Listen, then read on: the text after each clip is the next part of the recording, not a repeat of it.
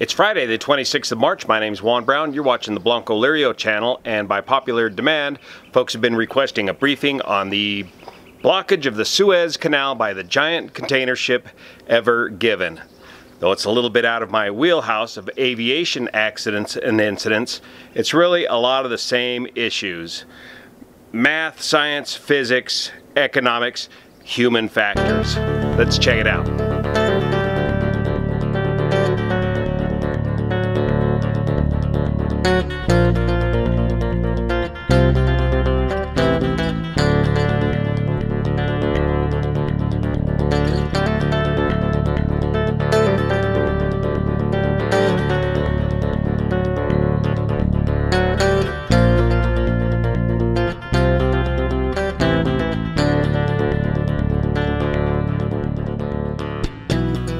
On Tuesday, the 23rd of March, around 7:40 a.m., the huge container ship, the Golden Class container ship Evergreen, ran aground while attempting to transit the Suez Canal while hauling cargo from China to Rotterdam. Contrary to some of the news reports, the ship did not lose power.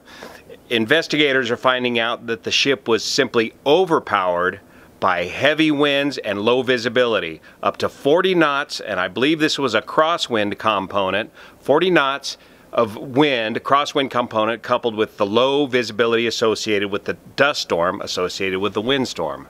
The Suez Canal is a two-way street allowing commerce in both directions, but where the Evergreen ship ran aground, there is no bypass, and it's completely blocking traffic in both directions. Over 300 ships are beginning to pile up on both ends of the Suez Canal, causing a huge backlog in commerce all around the world. It's estimated that about $10 billion worth of cargo move through the Suez Canal every day.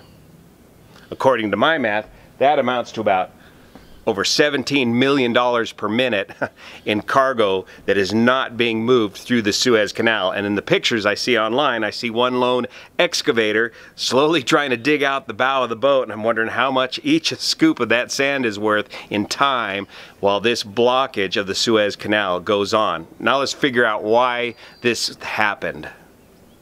The vessel ran aground in the Suez Canal just after the entry point, heading north, and at that point in the Suez Canal is about 950 feet or 289 meters wide.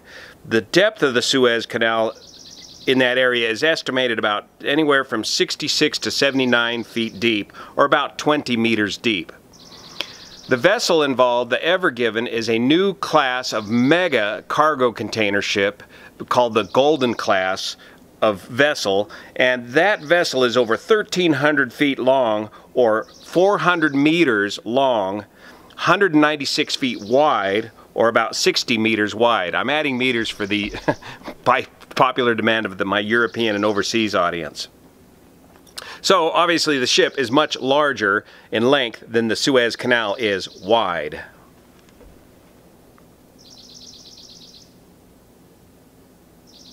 Now I gotta borrow Pete's toy ship here as our demonstrator. The dimension that's not being mentioned that's very important on this is how tall is this vessel. The amount of freeboard is typically measured on a vessel from the waterline to the top of the rails. But what's more important in this case is the amount of total sail area, called sail area, that amount of area that's exposed above the waterline on these huge cargo ships. And in the case of the Evergreen, the overall vessel height is 60 meters tall from the bottom of the keel to the top of the cargo containers, minus 15 meters of draft, that amount of vessel that is underwater, leaving 45 meters of so-called freeboard, or a vertical area exposed to the wind. 45 meters times the 400 meters of length gives you 18,000 square meters of total sail area, or about 191,000 square feet. That vessel above the water is about 14 stories tall.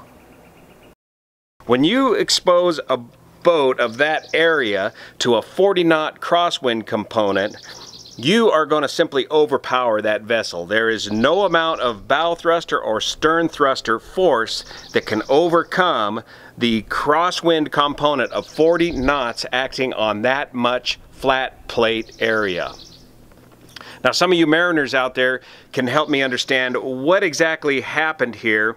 When an aircraft is overcome by a crosswind, it's typically called a ground loop, and you typically end up ground looping. The wind would come from this direction, and you'd normally ground loop the nose into the wind like that, as the wind tends to act more on the rudder of an aircraft and ground loop into the wind. On this vessel, I don't know, and we got to get the exact wind component, the angle, the crosswind component that was acting on the vessel. And for these large container vessels, do they tend to round up into the wind like a sailboat or an aircraft ground looping, or would the wind tend to push the nose of the boat into the side of the Suez Canal? Or was it a combination of factors involving human factors with the reduced visibility? Whenever these vessels transit the Suez Canal or transit a local area, they have a local pilot on board that ship. Very fascinating job. And that pilot just works that one local area, for example, the Suez Canal. And he transits with the crew as that vessel gets through the canal. So there's going to be an investigation to see how well did the crew work together as a team. In aviation, we call it CRM, or crew resource management. In vessels, they call it BRM, or bridge resource management. And they pretty much learned everything about that from the aviation industry. So how well did that crew work together when this sudden gust of wind, or when the winds began to pick up to 40 knots? What kind of decisions were they making, and what kind of options did they have when the winds basically exceeded the crosswind limits of this vessel?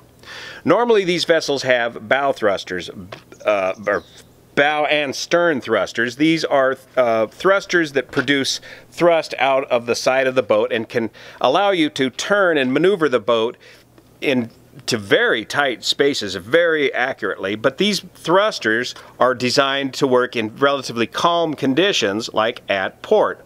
And these thrusters are also designed to work together with tugboats.